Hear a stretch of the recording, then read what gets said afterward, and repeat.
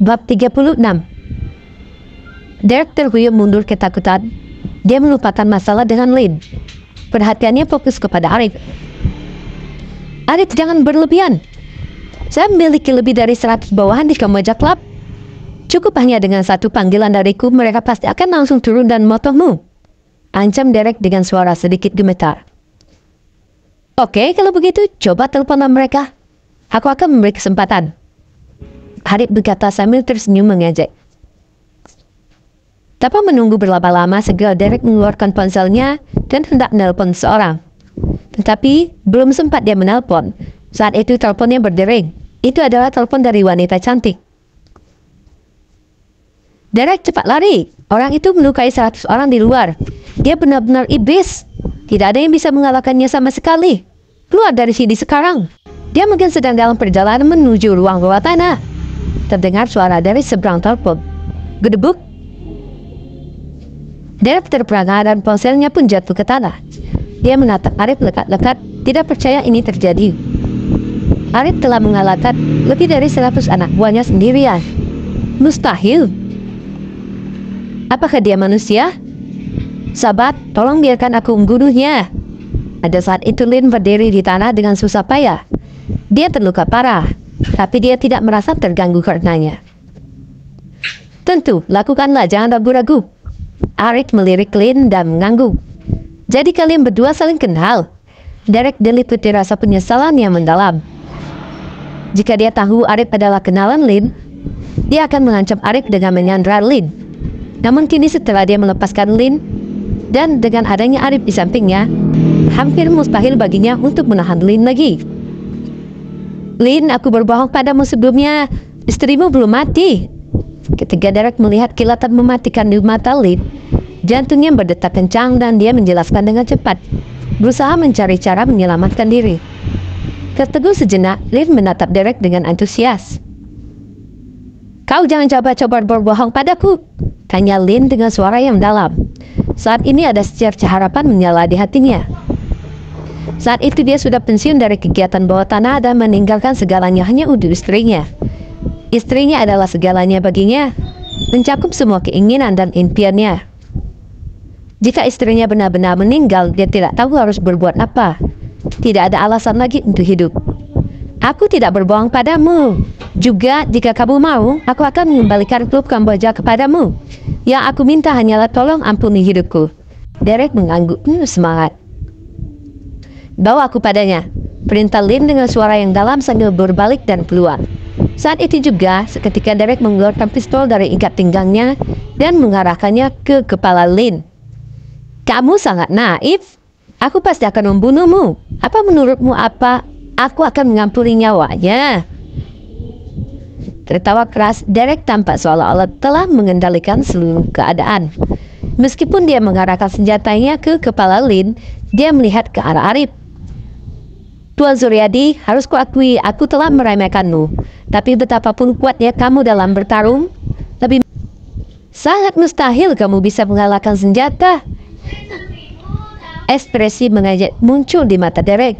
Melihat genangan air kencing yang ditinggalkan oleh bawahannya, dia terkekeh dan berkata, bisa dikatakan jika kamu berlutut dan menjilat genangan air kencing ini sampai bersih, aku bisa menyelamatkan nyawamu hari ini.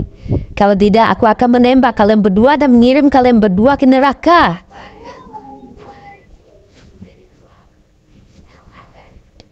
Bab 37. Derek berlaku sangat arogan saat itu. Lagi pula tidak peduli seberapa terampil seorang dalam seni bela diri. Tangan kosong tidak akan pernah bisa mengalahkan timah panas. Begitulah dalam pikiran Derek. Senjata menguasai dunia sekarang. Jadi tak ada gunanya walaupun kamu bisa bertaruh. Jika saya menarik pelatuknya, Anda tetap akan masuk neraka.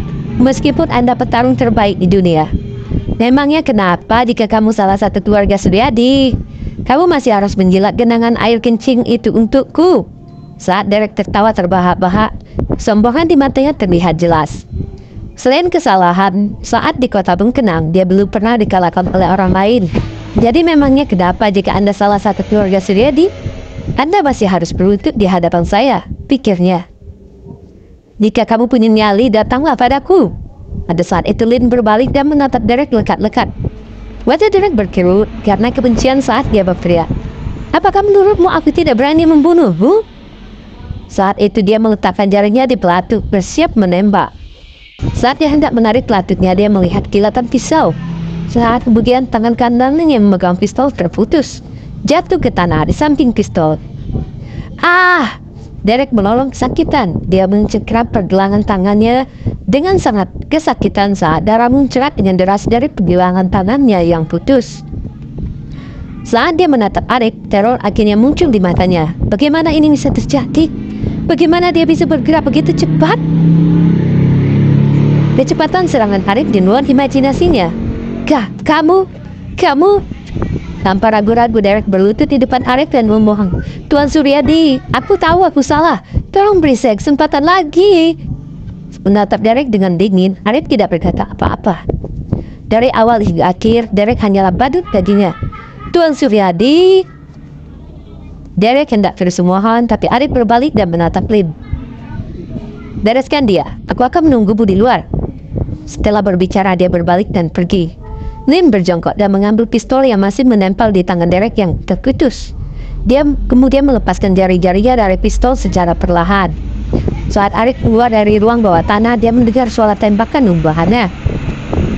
Tanpa menoleh ke belakang untuk melihat, dia berjalan langsung ke ruang hiburan di lantai atas. Masih ada beberapa gangster tergeletak di lantai ruang hiburan sambil merengek kesakitan. Beberapa sudah bangun perlahan. Ketika wanita cantik itu melihat Arif kembali, tatapannya menjadi ketakutan. Dalam benaknya, dia menganggap Arif tidak berbeda dengan iblis. Meskipun melawan lebih dari 100 anak buah Derek sendirian, dia mengalahkan mereka semua dalam hitungan menit. Saat Arif melawan Bob hari itu, dia mengira alasan Bob tidak berani menyerang Arif adalah karena dia menghormati Derek. Namun kemudian dia baru menyadari hari ini betapa salahnya dia. Faktanya dia sangat salah. "Kamu, apa yang mau kamu coba lakukan?" Dengan gemetar, wanita cantik itu terhuyung mundur dengan ketakutan. Para gangster yang berhasil berdiri memiliki pandangan ketakutan di mata mereka. Sementara mereka yang hendak berdiri kembali berbaring di tanah ketika mereka melihat Arif datang. Mereka berpura-pura mati. Arif menarik kursi dan duduk dengan tenang menatap mereka. Mengambil sebatang rokok dan menyalakannya, dia bersandar di kursi dan mulai menghisapnya. Sepanjang waktu duduk santai, dia seolah tidak memperhatikan wanita cantik itu dan yang lainnya. Setelah menghabiskan sebatang rokok, dia hendak menyalakan rokok kedua ketika teriakan menyedihkan terdengar dari ruang bawah tanah. "Juliet! Tidak!" Ketika semua orang mendengar lowongan itu, jantung mereka berdetak kencang. 10 menit kemudian, Lin keluar sambil menggendong seorang wanita yang sudah tampak tidak bergerak. Wanita itu berlumuran darah, tampak menyedihkan, dan jika diperhatikan dengan jelas, tampak bahwa wajah pucat pasi dan dia sudah tidak bernapas lagi. Lin menggendong wanita itu sambil meratap sedih. Bab 38. Jantung Arif berdebar kencang dan dia tidak bisa menahan diri untuk tidak berdiri. Berjalan mendekat ke arah Lin. Derek ternyata sudah membunuh istri Lin. Turut berbela-sungkawa, Arif menepuk bahu Lin. Lin mengangguk lalu berkata, "Kamu pergi keluar dulu." Lirik Lin. Arif berbalik dan pergi keluar ruangan tersebut. Malam itu sebuah berita mengejutkan mengguncang kekuatan dunia bawah kota kenangan. Derek Fleming, Raja Dunia Bawah, telah terbunuh. Sementara bawahan setianya semuanya lumpuh. Lin, yang merupakan pimpinan sebelum Derek, telah kembali untuk merebut kembali posisi sebagai Raja Dunia Bawah. Setiap orang yang berhubungan dengan Derek kaget saat mendengar kabar tersebut. Keesokan harinya, Arif menerima telepon dari Lin ketika dia sampai di kantor. Lin mengatakan bahwa dia ingin menguburkan istrinya di pedesaan. Oleh karena itu, dia menanyakan kapan Arif punya waktu luang untuk menemaninya. Tentu saja Arif tidak punya masalah dengan itu. Dia bertanya pada Lin di mana dia berada dan akan menemuinya segera. "Mau kemana, Arif?" Arif baru saja keluar dari kantornya ketika Kiran menghampirinya. "Ada urusan." "Apa yang kamu inginkan?" Arif memandang Kiran dengan sikap acuh tak acuh. Kiren mengerutkan kening. Namun karena dia perlu meminta bantuan Arif, dia menahan keinginan untuk berdebat dengannya. Bukankah kamu bilang akan memperkenalkanku pada bos? Apakah bos sudah datang? Menempelkan senyum di wajahnya, Kiren memberinya senyuman menawan. Dia begitu dekat dengan Arif sehingga bau parfumnya menyelimuti hidungnya. Sejujurnya Kiren sangat cantik dibandingkan dengan Henning. Kecantikannya memiliki gaya yang berbeda. Saat dia tersenyum, lesung pipitnya sangat menawan. Sambil mengernyit ringan, Arif mundur selangkah dan berkata, "Bos belum datang." Setelah mengatakan itu, dia berbalik dan menuju lift dengan segera tanpa mempedulikan Kiren. Kiren tidak tahu apakah dia berbohong atau tidak. Melirik ke pintu ruangan bosnya yang tertutup, dia memikirkan dan memutuskan untuk tidak mengetuk pintu. Saat dia menatap Arif yang berjalan menuju lift, dia merasakan sedikit kekesalan. Bangsat ini berani menyacuhkanku. Jika aku mendapatkan sisi baik dari bos, aku tidak akan membiarkanmu. Saat itu Arif tidak tahu kalau Kiren sedang mengumpat padanya. Setelah pergi ke tempat parkir, dia pergi ke Kamboja Club untuk mencari Lin. Lin mengendarai K7 yang merupakan mobil direct. Jenazah istrinya ditaruh di bagasi mobil. Istri Lin berasal dari Curup. Dia selalu ingin meninggalkan kota Penangan dan kembali ke Curup. Tapi Lin tidak pernah berhasil memenuhi keinginannya.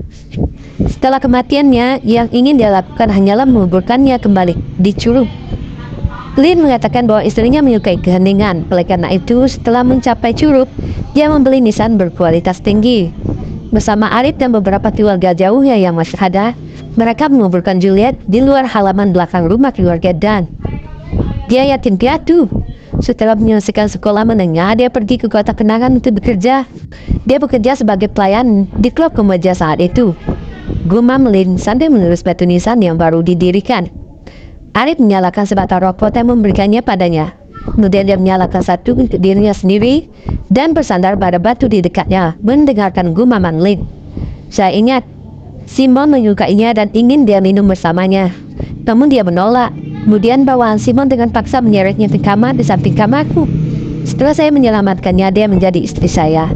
Malam itu aku mengatakan kepadanya bahwa aku adalah orang jahat. Dia mungkin tidak akan membuatnya bahagia. Tapi dia berkata bahwa berada di sisiku adalah kebahagiaan terbesarnya.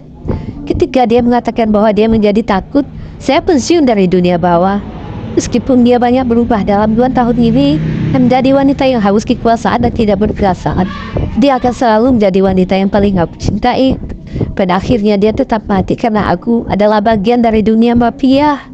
Saat Lin bercerita, dia menjentikan rokoknya, menyebabkan abunya jatuh ke tanah dengan pedih. Dia meninggal karena kamu tidak cukup kuat, kata Arif lembut. Juga karena memang sudah takdirnya, lanjut Arif.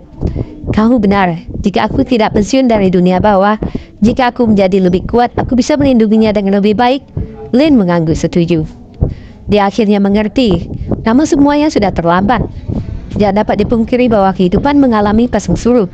Jalan masih panjang. Untuk mencapai akhir yang melampaui garis finish, yang harus kita lakukan hanyalah percaya pada harapan. Seperti matahari terbit setiap pagi, kita harus maju dengan berani, tidak pernah menghindar dari kesulitan. Arif pun membuang rokoknya, dia membersihkan dirinya dan berjalan menuju mobil di jalan. Saat itu dia mendengar teriakan seorang wanita di kejauhan dari kuburan. Dengan sedikit mengernyit, dia berjalan menuju sumber suara jeritan tersebut. Bersambung ya sobatku semua.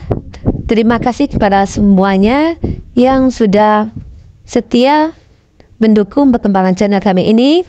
Semoga abang-abangku dan kakak-kakakku semuanya dimudahkan dan dilancarkan semua aktivitas dan rezekinya. Semoga sehat selalu. Amin ya robbal alamin.